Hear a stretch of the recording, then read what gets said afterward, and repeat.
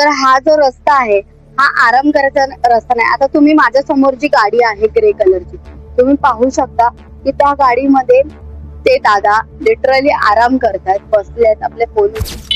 मी सध्या उभी आहे पेनिन्सुला कॉर्पोरेट आर्चच्या खाली. ओला उबेर चालक, फॅक्टरी कर्मचारी आणि इतर वाहन चालक गाड्या लावून बसलेले आहेत किंवा टॅक्सीवाले सुद्धा दुपारच्या टाइमात टॅक्सी लावून आपल्या गाड्यांमध्ये झोपलेले आढळून येतात.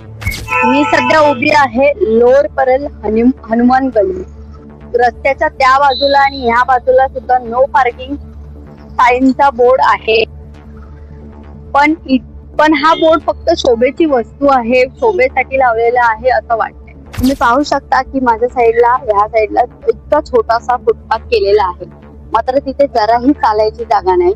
माणसं इकडे माझ्या समोर पाहू शकता की इथे पाणीपुरीवाला आहे. फुटपाथवर असे एवढासा छोट्याशा फुटपाथवर लोक चालतही नाही आहे, लोक खालनं चालत आहेत. मात्र तुम्ही बघू शकता की हे नो पार्किंग फक्त एक फलकावर आहे. तर प्रशासन ह्याच्यावर कधी लक्ष देणार आहे? प्रशासन ह्या टाइम जागा होणार